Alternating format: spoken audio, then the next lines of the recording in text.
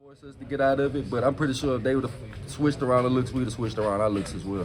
You guys were rotating the corners a lot. I mean, between Ashton, Sage, and Javian, and Jeremiah Hughes. I mean, just what do you like about that young group? I mean, those are obviously guys that LSU's hoping can build around, for the future here. What do you like about that young core? Man, I love those young guys, man. Anytime, any chance they get to go in and do something and just be able to make their name, whenever their name called, they come out and work. And just at practice as well, those guys put in the work and effort. I wish our guys could see it, man. Like, especially Jeremiah, he bring the energy. I love Jeremiah. Really?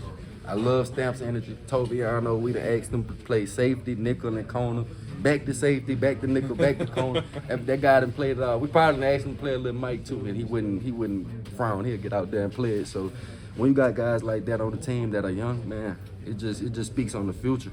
But as far as now, man, we blessed to have. What has it been like to work with those guys and try and help them develop when they're thrown into SEC football as 18-year-olds or whatever, and there's that much spotlight and criticism that comes with week to week? Right. I just try to tell those guys, man, just stay focused, have that tunnel vision. These guys are pretty mature though. Like they handle themselves well out the field. They don't let too much get to them. But when things do go hard, I just try to tell them, man, keep that tunnel vision and remember why you're here.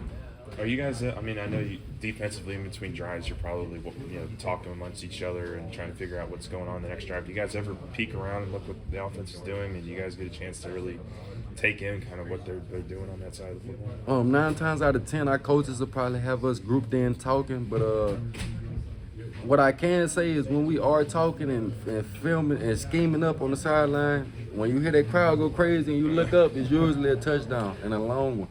Either J5 running or you got the touchdown in the other Malik or Brian Thomas. And hey, that's always a great feeling as a defensive back. I think today they were averaging something like three and a half minutes a drive. I mean, that's a pretty quick turnaround for you guys defensively. I mean, just do you have to kind of really know that you're going to have to go back on the field pretty quickly because of how efficiently this offense runs? Oh yeah, with our offense, we already know whether you get a stop or not get a stop, you're going to be back on that field quick with our explosive offense, and that's all we can ask for, really. I'd rather be on an offense that's scoring every time than an offense that's getting 3 and out. Yeah. Gotcha. Thanks. You mentioned not necessarily seeing everything that the offense is doing because what you guys are doing in between possessions. Was there any time this week or this season where you see something a couple days later and you're like, damn, Jayden, like, when did that happen? What did I just miss on Saturday? Man, yeah. Every Saturday, they have such an explosive offense that you definitely gonna miss some explosive plays. Yeah, every Saturday for sure. I'm pretty sure I'm gonna go home and watch the film and chop it up and see something crazy they did. Major, do you ever think how you would try to defend this offense? Man, I think about it every week. Yeah, they give us fits. They give us fits. I mean, we get them fits too, but those guys get us better for sure, like scheme and player wise, man. Like it'll take a whole unit to stop him for sure. Yeah, as a defender, what makes Jayden so impossible to defend? What makes Jayden impossible to defend is he's smart. The guy is very smart. Most people think he just want to run it, but he only gonna run it if he have to. He really wants to put the ball in the air, and he's an accurate thrower. He's a smart person. He's a fast quarterback, probably faster than a running back and some receivers. And I feel like him and those receivers, they have great chemistry. He gets up. He's a consistent worker, and when you have all that in one person, usually that's great turnout. Couple more guys. The first year when you would practice against him, would he throw it deep in practice and then just not do it in the game? Oh yeah, he would throw it deep. I don't know if it was that or it's just getting the chemistry together. We had a new coach. We had a new team really, and a lot of different guys that were asked to do a lot of different things. But I think coming back, he was able to settle in, and the receivers and the linemen, they were able to be they were able to have 1 year under their belt, and year 2 has been nothing but electric.